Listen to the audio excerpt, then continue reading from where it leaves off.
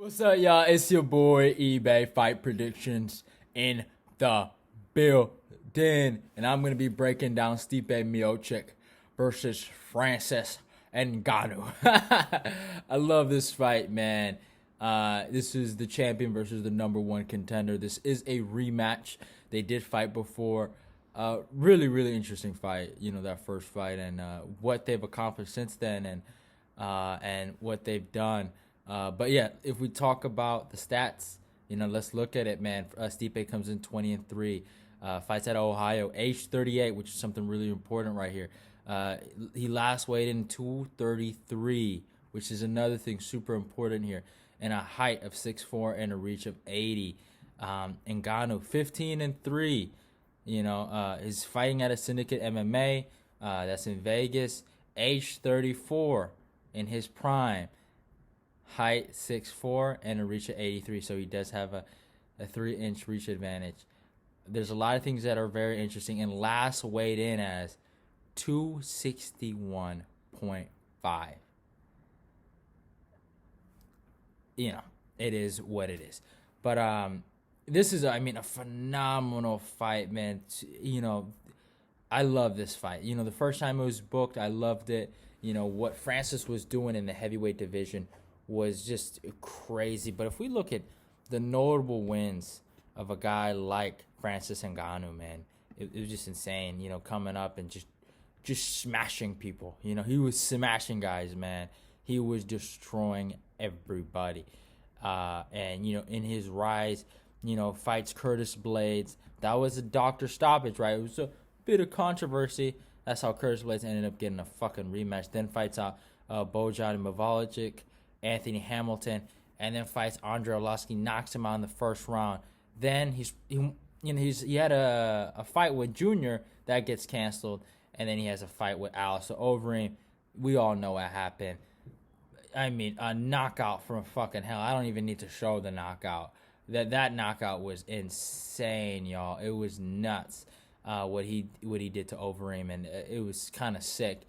So since the Curtis Blades fight, he was on a 5-fight win streak. Fights Stipe Miocic, actually, which is really interesting. A month after the Alistair fight, in my humble opinion,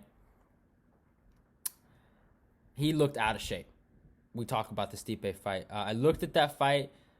He had abs when he fought. What's his face? Alistair.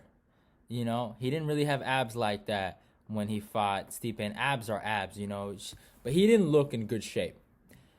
Stipe, on the other hand, weighed a lot of, he weighed in his natural weight of 240, right?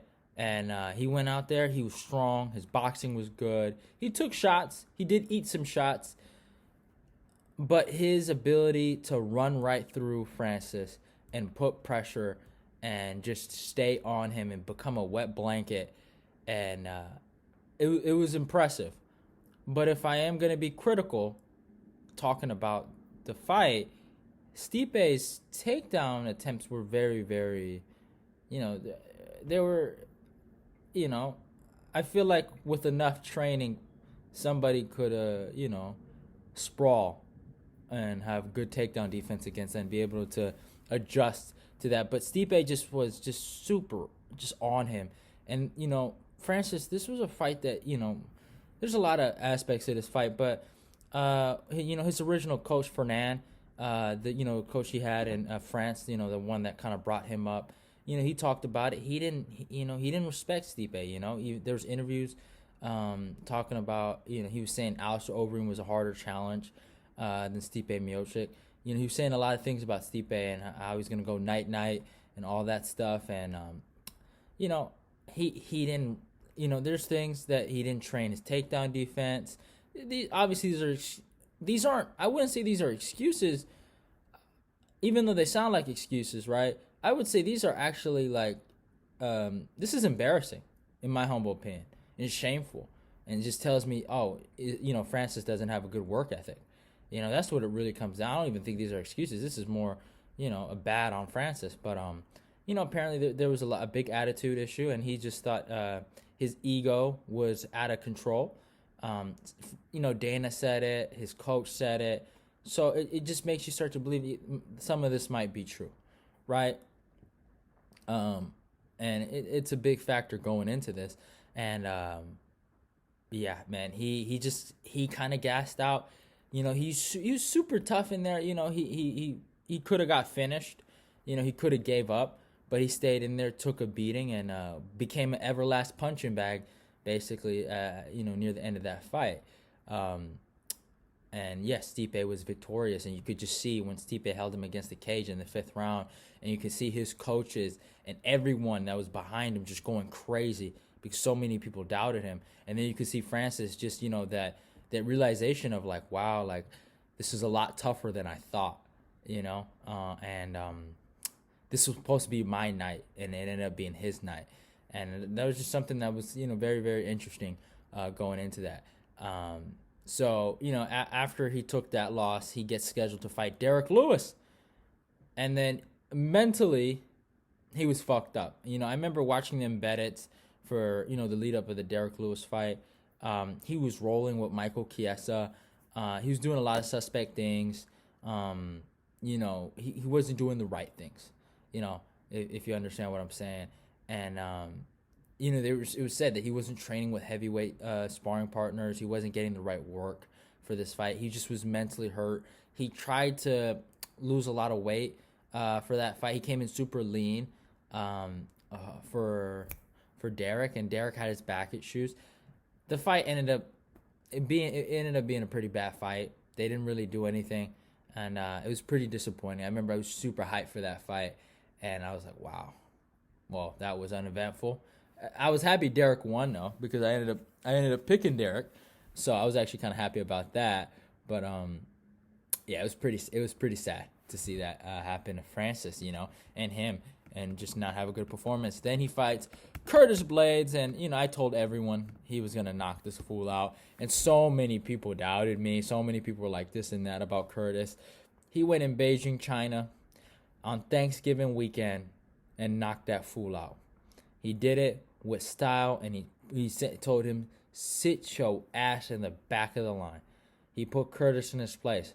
And Curtis, he had a face where, I'm kind of used to this. And he got pretty used to it a few months ago when Derek Lewis knocked his mark ass out. And I told y'all. And I'm going to say that until, man, if you saw, I'm sorry to get off topic a little bit, but if you saw Derek Lewis on Joe Rogan podcast just sending shots at Curtis Blades, I was so proud. And he kept that same energy. And you know what? I thought about being humble and leaving Curtis alone. Nah. No Sarsky. I'm on his ass until he mans up and ends up being a little more humble. That's when I do it. But it is what it is. He sent his ass to the back of the line, knocked him out. That was a good rebound victory for him against a legitimate contender. As much as I'm not a fan of Curtis Blades, I remember that Curtis Blades that Francis Ngannou fought, I felt like resume-wise was actually scarier. What he was able to do to Mark Hunt, even though he kind of got hurt a little bit in that fight. His Alistair Overeem performance, oh my God, sensational performance. And he looked amazing. To this day, I still think that's probably Curtis Blades' probably best performance I've seen in a while. He's I said it, y'all. He looks super suspect in the last 4 fights. And we saw the result of all that, but it is what it is. And then his performance against Cain Velasquez, a legend,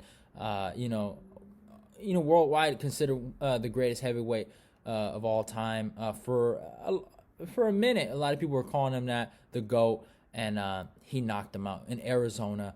A lot of people were booing Francis. I remember that, and he shut up a lot of people, and he knocked him out real quick. And it was just like, wow. And he did. And here's the thing with the Curtis and Cain Velasquez, 2 wrestlers, by the way. There were attempts at takedowns, right?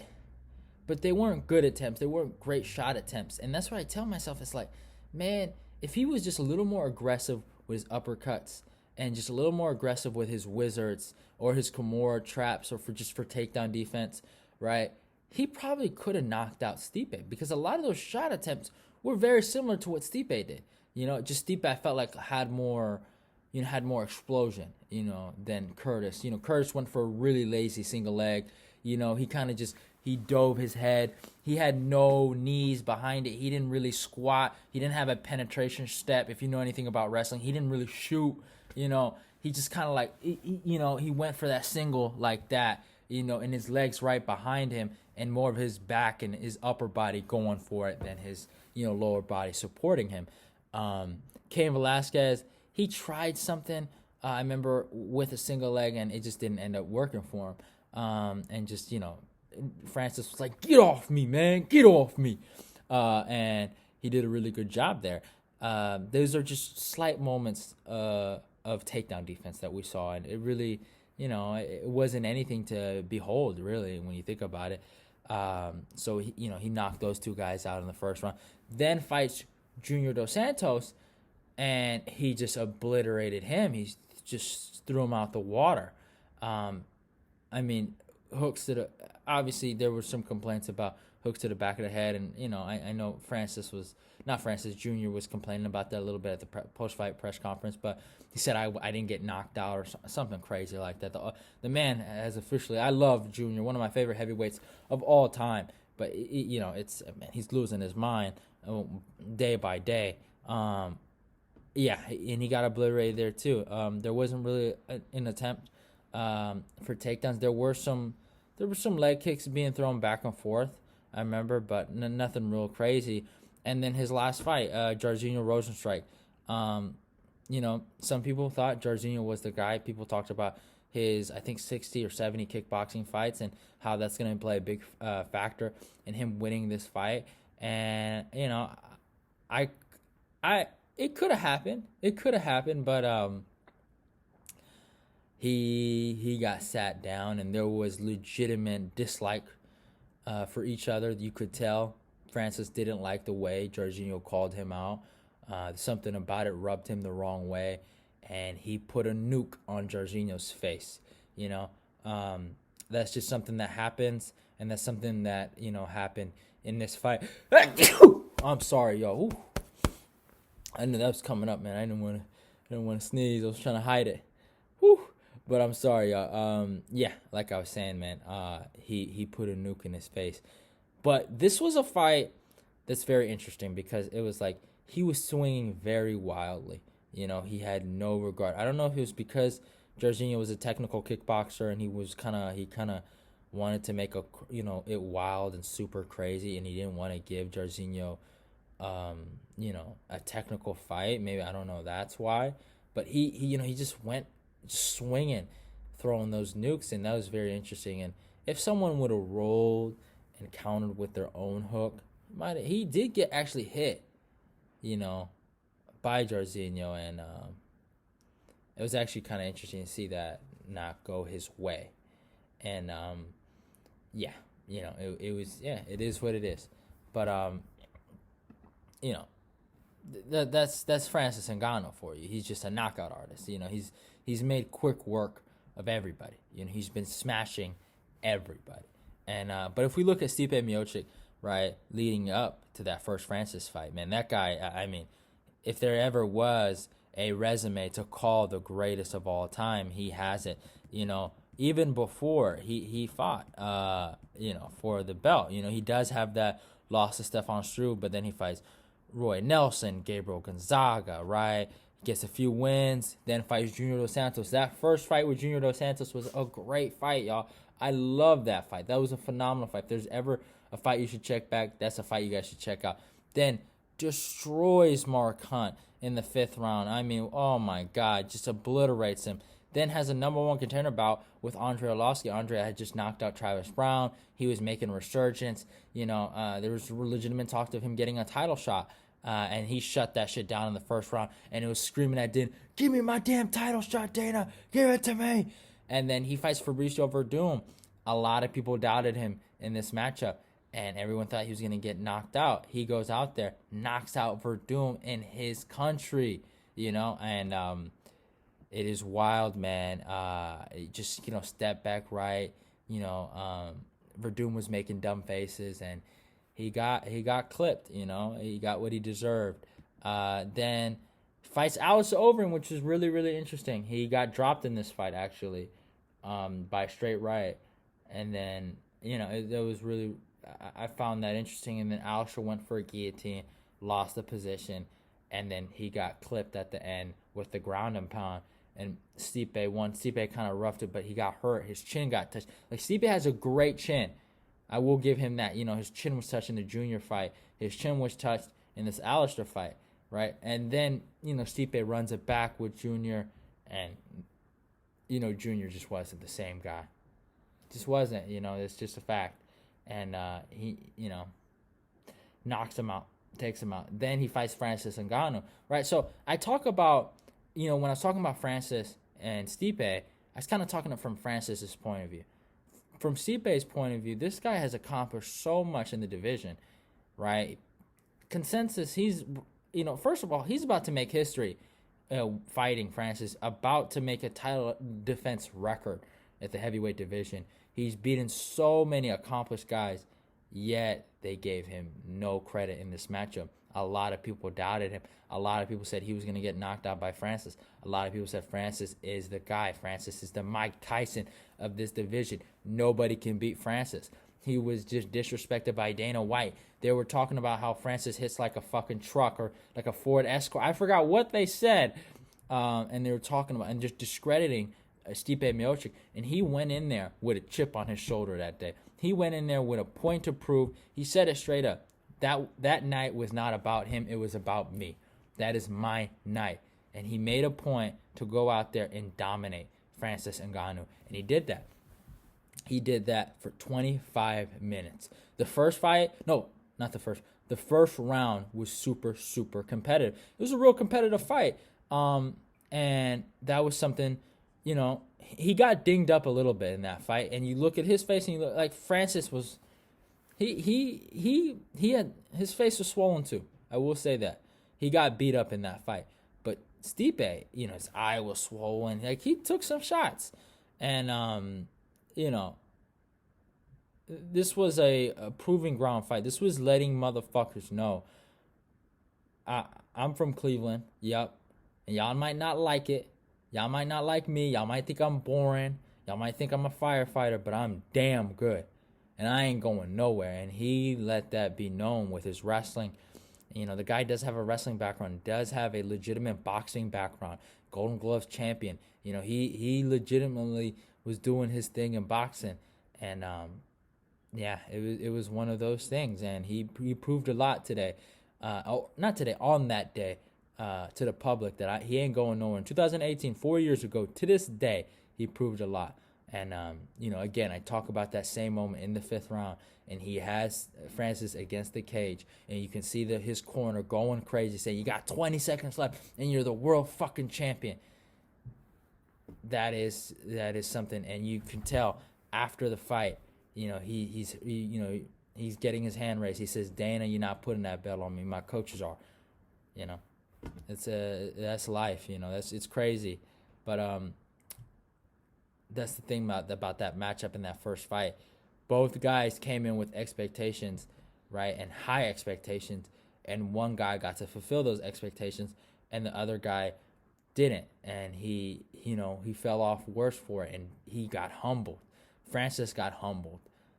Stipe proved a big point that day, but it was a point that didn't last too long because his next fight he fought Daniel Cormier, and Daniel talked about it in the clinch, and again those hooks that Daniel landed on Stipe became a big factor in the trilogy, but especially in the first fight. He knocked him out in the first round, got him out of it. One of Daniel Cormier's greatest moments, in my humble opinion. I was just so proud of Daniel and what he did that day, and I picked Daniel to get it done, and I was just so happy for him, and he got it done, man.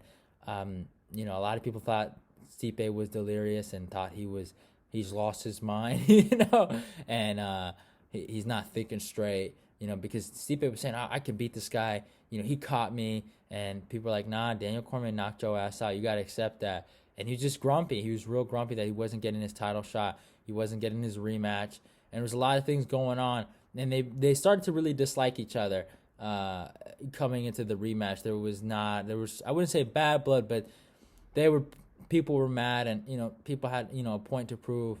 And when they did run it back, I thought Stipe was smoking some crack. The way he was talking, saying, "Oh, this or that." I thought DC was gonna beat him. I thought he was gonna get a decision, but he overcame. I thought he lost the first 3 rounds. I'll be honest with you. He overcame, and he gutted it out and took him out in the 4th round because he truly believed he got caught instead of like he took a loss. He was like, I got caught. That guy's not better than me. I'm better than that guy.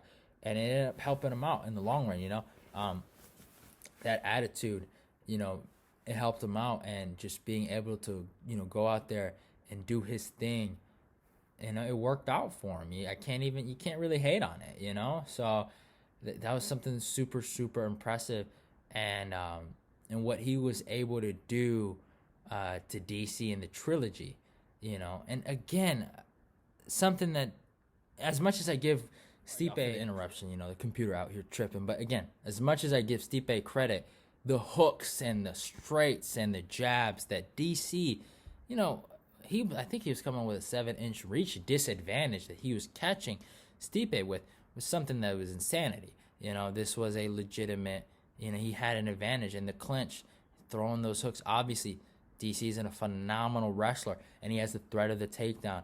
So that's why he was able to land those shots. But man, in that second fight, he had a lot of success. But in the trilogy, Stipe, he did his thing and proved that he was the better fighter, and won the fight. I had to give him a lot of credit. I ended up picking DC. DC's my boy. That was a sad day for Oakland and San Jose and DC Nation and all the people that was rooting for Daniel. But he proved it, man. You can't deny greatness. It's hard to deny it. He showed why he was great that day, and he did his thing. But there were certain things in that fight.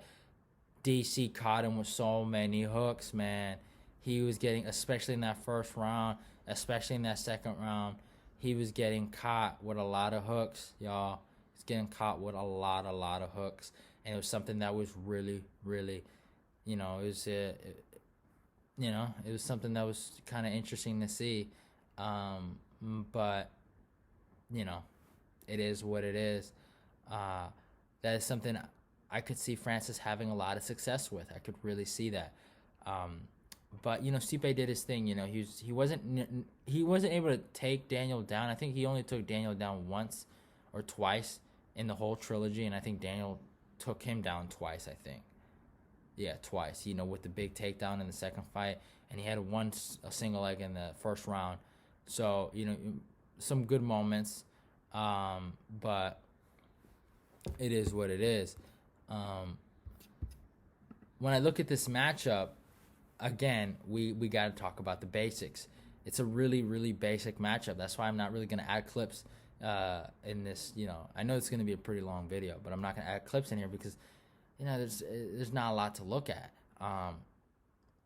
Can Stipe use his wrestling and his clinch game and his boxing setups to get the fight where he needs to get the fight? And can Francis get the right shot where he can get Stipe out cold? That's where we really look at this fight. The way I can see Stipe winning this fight is the exact same way in the first fight. I wouldn't be surprised if people are even doubting him in this one. I am not going to lie. Francis is my boy. I love Francis. Francis, one of my favorite heavyweights right now. Him and Derek, those are my guys. I like them. But it's just hard to doubt greatness right now, I think Stipe, to really demoralize Francis and to really shut everybody up and kind of just put yourself at the top of the heavyweight GOAT discussion, he needs to finish Francis via ground and pound. I feel like that's something he needs to implement, and I think he needs to do it. I think Francis is going to be in better shape. I think in 4 years, I think Francis's grappling will it has to get better. We haven't seen it, but it has to. There is no way he hasn't improved in fucking 4 years, right? That shit would be a fucking, it it would be disrespectful to MMA if he hasn't improved in 4 fucking years, right? Um, but he needs to finish this fight. He needs to get an early submission. Or he needs to get ground and pound. He needs to have better wrestling shot attempts. He can't have what he did in the first fight where he's just, running basically like football tackle style, for a double leg. And, Francis is just going to, his legs are going to give out. No, Francis is going to sprawl. And if you don't want Francis on top of you landing shots like that. So he's going to have cleaner takedowns. His wrestling's going to have to be a lot better. So I say he has to keep Francis against the clinch. Alice Overeem has some success doing this against Francis for as long as the fight lasted.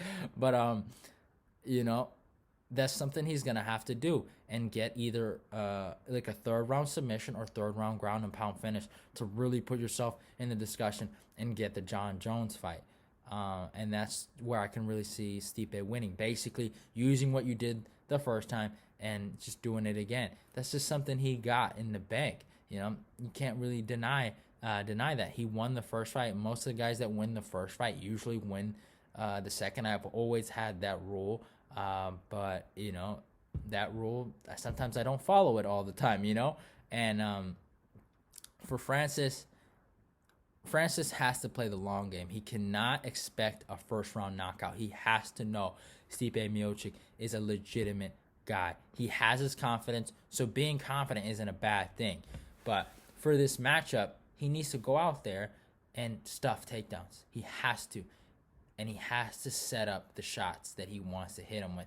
And basically how Derek Lewis fought Curtis. But the difference between Curtis and Stipe is Stipe can box, right? But I don't think Stipe will use body shots against, like the way he used against DC, like Francis. I think Francis, we've seen it, Francis has the fucking body shot challenge. It doesn't really hurt him like that.